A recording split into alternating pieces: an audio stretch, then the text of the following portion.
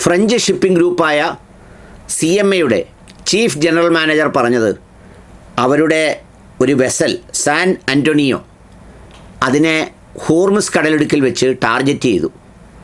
അതിന് കേടുപാടുകൾ സംഭവിച്ചു. അത് തിരിച്ച് വലിച്ചുകൊണ്ട് പോയിട്ടുണ്ട്. അതിനകത്തെ രക്ഷാപ്രവർത്തനം ദ്രുതഗതിയിൽ നടക്കുകയാണ് എന്നാണ് പറഞ്ഞത്. അതിൻ്റെ ബാക്കി പറയുന്നതിന് മുമ്പ് നമ്മുടെ മച്ചമ്പിയുടെ ഒരു പോസ്റ്റ് വായിക്കാം. അതിന് ഒരു മ്യൂസിക് ഇടുമ്പോൾ ഞാൻ ഈ എഡിറ്റ് ചെയ്യുന്ന കുട്ടികളോട് പറയുന്നത് ഒരു സാഡ് മ്യൂസിക് ഇടണം. നമ്മൾ സാധാരണ ആരെങ്കിലുമൊക്കെ ഈ അന്ത്യയാത്ര ചെയ്യുന്ന സമയത്ത് അതിനുവേണ്ടി ഇടുന്ന മ്യൂസിക് പോലെ ഒരു മ്യൂസിക് ഇട്ട് വേണം അദ്ദേഹത്തിൻ്റെ ഈ ടിറ്റ് വായിക്കാൻ. കാരണം ഒരു മനുഷ്യൻ എത്ര ഗതികേടിലായി പോകുന്നു എന്ന് ഈ ടിറ്റ് വെളിപ്പെടുത്തും. ടിറ്റല്ലത് ട്രൂത്ത് സോഷ്യലിലെ അദ്ദേഹത്തിൻ്റെ എഴുത്താണ്. Based on the request of Pakistan and other countries, the tremendous military success that we had during the campaign against the country of Iran. Additionally, the fact that great progress has been made toward a complete final agreement with the representative of Iran. We have mutually agreed that while blockade will remain in full force and effect, Project Freedom, the movement of ships through the Strait of Hormuz, will be paused for a short period of time to see whether or not the agreement can be finalized and signed. എന്താ പറഞ്ഞിരിക്കുന്നത്? പാകിസ്ഥാൻ്റെയും മറ്റ് രാജ്യങ്ങളുടെയും അഭ്യർത്ഥന പ്രകാരവും നമ്മളവിടെ നേടിയ വലിയ military സക്സസും സേനയുടെ വിജയവും പിന്നെ അതുകൂടാതെ ഇറാനുമായി ഒരു അന്തിമ കരാറിലെത്താനുള്ള സംഗതിയിൽ വളരെ നിർണായകമായ ഒരു ചുവടുവെപ്പ് നടത്തിയതുകൊണ്ടും ഈ ബ്ലോക്കേഡെല്ലാം തുടരുന്ന വേളയിൽ തന്നെ പ്രോജക്റ്റ് ഫ്രീഡം എന്ന് പറഞ്ഞ് ഞങ്ങൾ അവിടെ ചെന്ന് എല്ലാവരെയും കടത്തിവിടാനുള്ള ആ പദ്ധതി തൽക്കാലം നിർത്തിവെക്കുന്നു എന്ന് പറഞ്ഞാൽ മച്ചമ്പി കടത്തിവിടും ഞങ്ങൾ വെടിവെച്ചോടിക്കും എന്ന് പറഞ്ഞത് തൽക്കാലം നിർത്തിവെച്ചിരിക്കുന്നു. ആരുടെ അഭ്യർത്ഥന കേട്ടാണ് നിർത്തിവെച്ചിരിക്കുന്നത്? പാകിസ്ഥാൻ്റെ അഭ്യർത്ഥന കേട്ട്.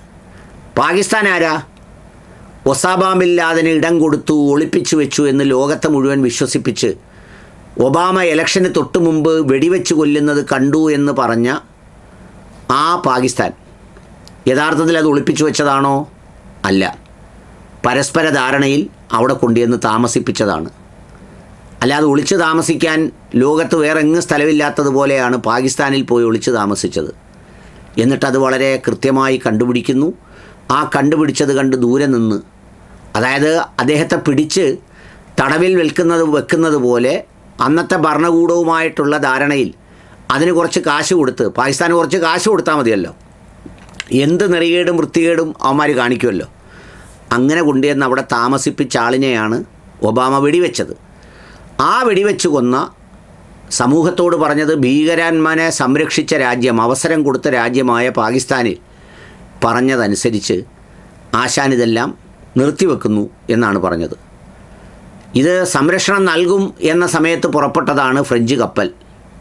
അവസാനം ഈ കപ്പൽ ഹോർമുസ് തീരത്തെത്തിയപ്പോഴത്തേക്ക് ആശാൻ അത് നിർത്തിവെച്ചപ്പോഴോ ഒറ്റ വെടിയും കൊടുത്തു IRGC-ക്കാർ. നമ്മളിപ്പോൾ ഈ ഫ്രഞ്ച് കപ്പലിൻ്റെ ഉടമകൾ മനസ്സിലാക്കേണ്ട ഒരു കാര്യമുണ്ടല്ലോ. അതെന്താ? വീട്ടുവേലക്കാരൻ പറഞ്ഞു എന്നും പറഞ്ഞ് ഏതെങ്കിലും വീട്ടിൽ ചെന്ന് അതിൻ്റെ മുതലാളിയുടെ അനുവാദമില്ലാതെ അലമാര തുറക്കാൻ പാടുണ്ടോ? പെരയ്ക്കകത്ത് കയറി കിടക്കാൻ പാടുണ്ടോ? അടുക്കളയിൽ കൂടെ കയറി ഇറങ്ങാൻ പാടുണ്ടോ? അതിന് വീട്ടുവേലക്കാരൻ എന്താ അവകാശം? അല്ലെങ്കിൽ അവിടെ കണ്ടുകൊണ്ട് നിൽക്കുന്നവൻ എന്താ അവകാശം? അതിൻ്റെ മുതലാളിക്കല്ലേ അവകാശം. ഇറാൻ പ്രഖ്യാപിച്ചല്ലോ, ഇനി ഇന്നലത്തെ പോലെ അല്ല ഹോർമുസ്, ഞങ്ങളുടെ കൺട്രോളിലാണ്, ഏതവൻ വന്നാലും ഞങ്ങളുടെ കൺട്രോളിലാണ്. അല്ലെങ്കിൽ എന്തു വേണം?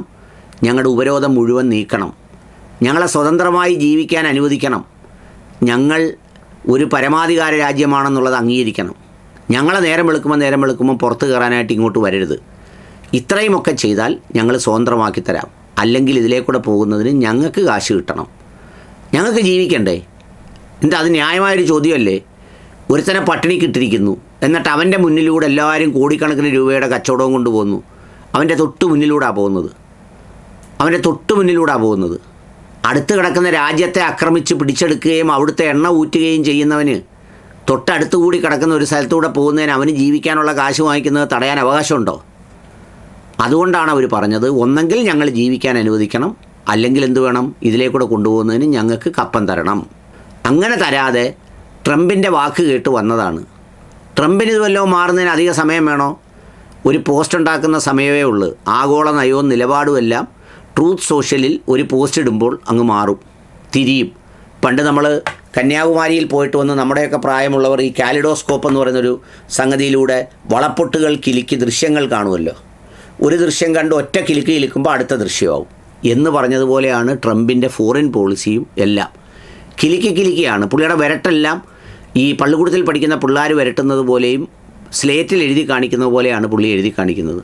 ഏതായാലും ഈ പറയുന്ന ഫ്രഞ്ച് കപ്പലിന് വെടികൊണ്ട് അവർ മടങ്ങിപ്പോകേണ്ടി വന്നു. ട്രംപിൻ്റെ കൂടെ നിൽക്കുന്നവൻ്റെ എല്ലാം ഗതി ഇതാ. അയാളുടെ വാക്ക് കേട്ടാൽ എവിടെയും വെടികൊള്ളാം.